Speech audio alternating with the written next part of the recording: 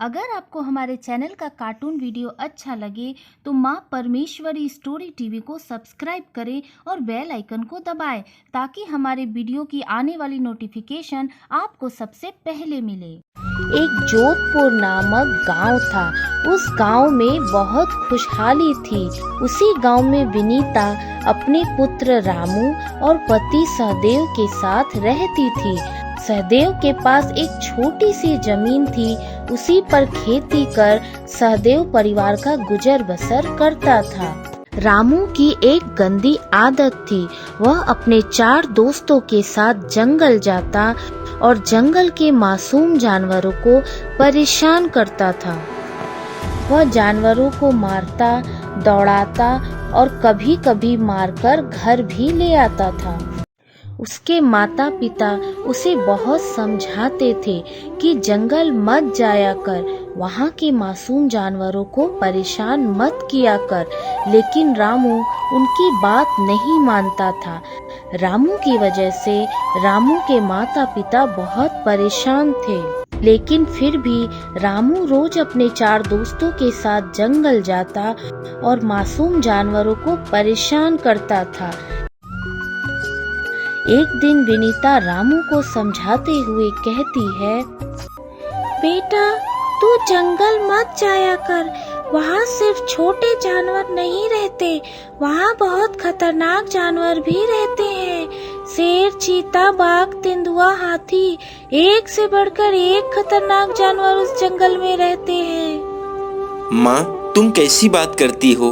मैं इतने दिनों से जा रहा हूँ, आज तक मुझे शेर, चीता, बाघ ऐसा कोई खतरनाक जानवर नहीं दिखाई दिया।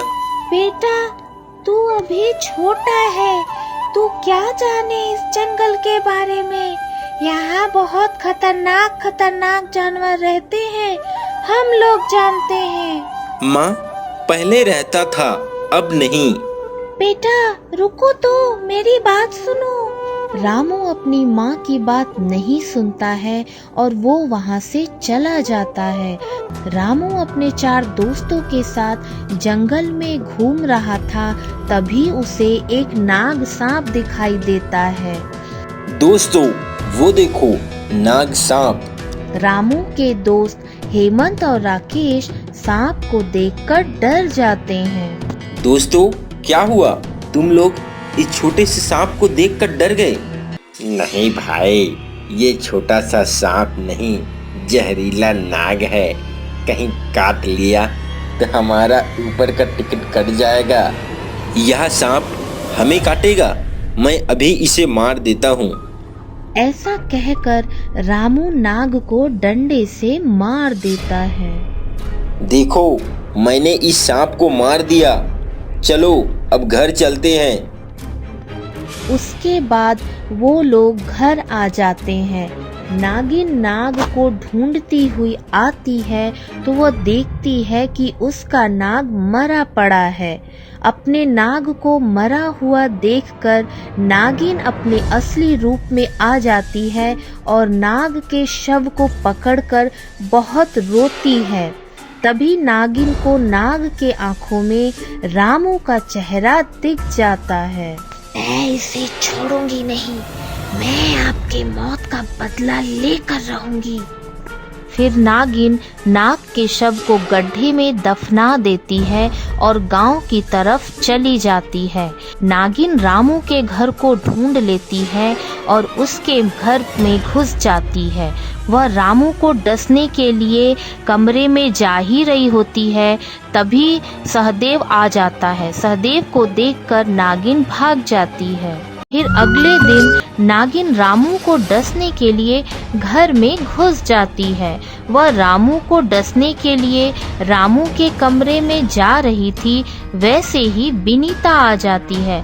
विनीता को देखकर नागिन भाग जाती है। सुनो जी, ये नागिन हमारे घर में कैसे घुस गई? पता नहीं विनीता, कल मैंने भी देखा, रामू के कमरे में घुसने की कोशिश कर रही थी। मैं आया तो वहाँ मुझे देखकर भाग गई। रामू के कमरे में क्यों घुसने की कोशिश कर रही थी? पक्का रामू ने कोई गलत काम किया है। रामू, हे रामू।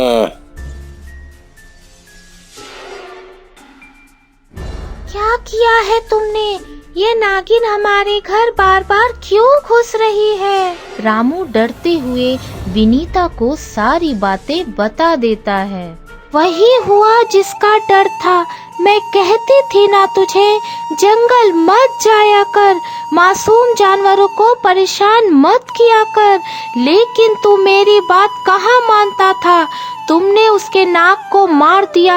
अब वो अपने नाक के मौत का बदला लेने हमारे घर में बार बार आ रही है। हे भगवान, अब मैं क्या करूं? कैसे बचाऊं तुझे उस नागिन से? विनीता बहुत परेशान हो जाती है। रात में नागिन रामू के घर में घुस जाती है। रामू के पैर को काटने के लिए जैसे ही अपना फन उठाती है, विनीता की आंख खुल जाती है और विनीता हाथ जोड़कर नागिन से कहती है, हे नाग देवी, मेरे बेटे को छोड़ दीजिए। मैं आपसे हाथ जोड़कर विनती करती हूँ, इसे माफ कर दीजिए। इतने में सहदेव और रामू भी जाग जाते हैं और नागिन अपने असली रूप में आ जाती है और कहती है, नहीं, मैं इसे माफ नहीं कर सकती। इसने मेरे पति को बेरहमी से मार डाला। विनीता रोती हुई कहती है, मानती हूँ इसकी गलती माफी के लायक तो नहीं है, लेकिन इसे मारने से आपका पति तो वापस नहीं आएगा। मैं इसे छोड़ूंगी नहीं, बदला लेकर रहूंगी। नाग देवी, मेरा एक ही बेटा है। हम इसे देखकर ही जी रहे हैं कि ये हमारे बुढ़ापे का सहारा बनेगा। आप इसे मार दोगी तो हम जीते जी मर जाएंगे। मैं आपसे हाथ जोड़कर विनती करती हूँ कि इसे माफ कर दीजिए। नागिन को विनीता पर दया आ जाता है। नागिन कहती है, ठीक है, मैं इसे माफ कर सकती हूँ, पर आप इसे समझा दीजिए ये मासूम जानवरों को चोट ना पहुँचाए। रामू इसके बाद सुधर जाता है। वह जंगल जाना छोड़ देता है और अपने माता पिता के साथ खेती के काम में हाथ बटाता है।